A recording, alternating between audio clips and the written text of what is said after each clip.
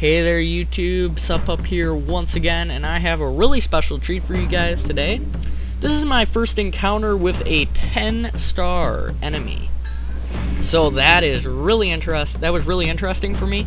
I have obviously played a few more battles since then, but his name is Macho Yoshino, and Pino YS, I don't know.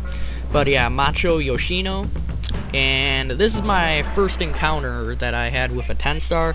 I've had a couple more since now, and you'll see those as well. But first thing I want to talk about is this map. I mean, look at this map.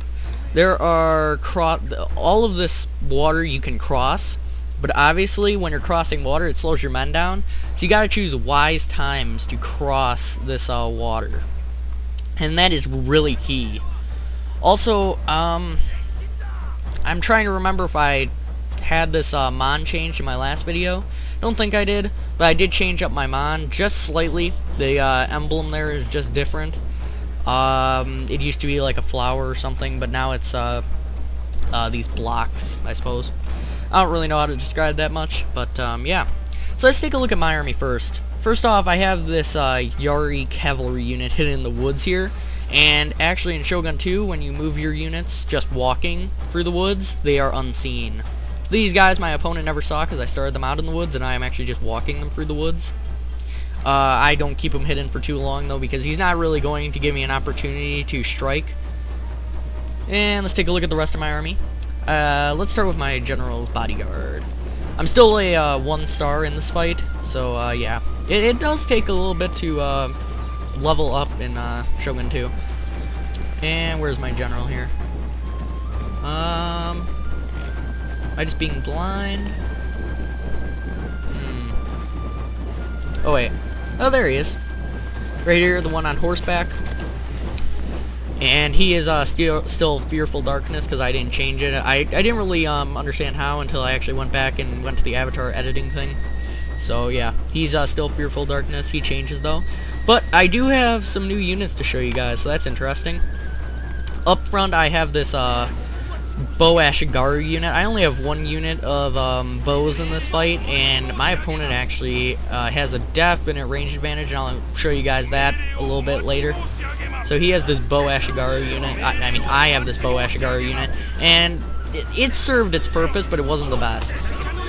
Alright. Then I have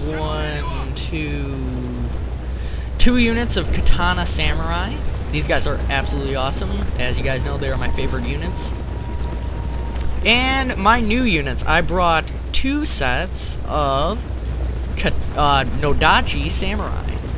Check these guys out. They wield that long 2-handed sword. They are absolutely awesome. So these are the Nodachi Samurai. They are absolutely epic. They have this Banzai charge ability, which basically gives them unshakable morale when they charge with Banzai mode activated. It's pretty neat, like the name they gave it to. So that's my army, and essentially what my opponent did in the very beginning here, let me explain what he did. He hid all of his troops except his general in this wooded area, and he just brought them out piecemeal. And eventually he's going to bring them all out, but I'll just tell you what I see for right now. First up, just so you guys can see, he is a 10-star general, and his general's name is Macho Yoshino, just like his username, right there. And he is wearing the default armor because he has that bow. So he has a 10-star, definitely very deadly. Next up, he has this one unit of Bow Ashigaru, then 2, 3. So he has 3 units of Bow Ashigaru coming out of this forest. I think he still has even more. I'm not positive on that though. But yeah, you can see his Bow Ashigaru here. Pretty darn neat. And he definitely has that range advantage because he has 3 units to my 1. I do get the first shots at least, so that's helpful. But yeah, definitely a dangerous situation with those bows. And he actually does have some crappy infantry, but because he has a 10-star general, it's very different. He has also put his general in the stand and fight formation, and this will give his men basically unshakable morale and have them fight to the death.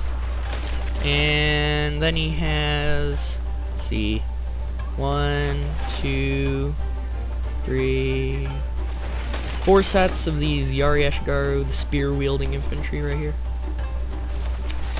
And yeah, that's his army, I suppose. I think he still has some more units in these woods here, though. So what I decide to do is I'm going to launch my Yari cavalry right into the forest, and this is going to cause him to recall these 2 units here, and these are actually 2 units of Matchlock Ashigaru. This is my first vision of them. They are really, really cool. They hold their firearms, and they have a sword just in case they need to fight. But one thing about Matchlock Ashigaru, they really don't have good morale. Yeah, so these guys have some very crappy morale, but it really doesn't matter when their general, when the 10-star general is in the stand and fight formation, because all of the men will fight till the death. So I charged my Yari cavalry right into his Matchlock Ashigaru, and he threw in some Yari Ashigaru, but the damage is definitely done. I have almost completely lowered this Matchlock Ashigaru down to half strength. And this is when I charge my Katana Samurai and my Nodachi Samurai across. I also put him in loose formation just till I cross, just so I would get better resistance to arrows. You can see I have some men dead in the river just because he took some shots at me with his bows. But good news, he did not get his Matchlock to fire, which was the huge key to that. So he has this Matchlock Ashigaru rushing to my flank, which really sucks because when your men get shot on the side by the firearms, it's just devastating to your men. So I have my general here, and I actually run right into his bow Ashigaru because his bows are the real threat, because they could easily be huge pain. Here he does make a mistake, and I'm really lucky he did. His Matchlock Ashigaru fire, and look at this, he's firing right into the back of his own men. So that was lucky. He actually, I think he misfired, either that or he didn't really know what he was doing, because that is just really dangerous. So my general is still mixing it up with this bow Ashigaru unit. Nothing too major there. My infantry is actually winning, but once again he has this Matchlock Ashigaru coming to my flank, and I see this, and I'm like, oh crap, because if they fire, my morale will just go to hell. It's basically the bottom line. So I separate one unit. I had 2 units fighting this Yari Ashigaru, and I rush over with my Nodachi Samurai, and I'm going to mix it up in melee before they can fire. I got lucky they could not fire, because that would have just marked the end. Also, I have my general run right into his stand and fight formation general. This is really risky because he has this the Yari Ashigaru and bow Ashigaru here. So I'm gonna bug out of there. The damage is done. I disrupted his general, and that does have an effect. I killed a couple of his general units, and you can see that his men are actually starting to waver, and I think they end up actually breaking even though his general's in stand and fight. So I got pretty darn lucky there. So he chased my general with this Yari Ashigaru unit. Not a wise move because I am watching, and I'm just going to keep running away. And once again, he is firing his matchlocks really close to his own general even. And here is pretty much a saving grace. I'm going to charge right into his bow and matchlock units. Also, I'm going to charge right into his 10-star general while he's not on horseback. And this is really devastating. He's in a bad predicament. And you can see that his avatar's bodyguards are holding their ground, and ooh, that was brutal. There goes one of my Katana Samurai.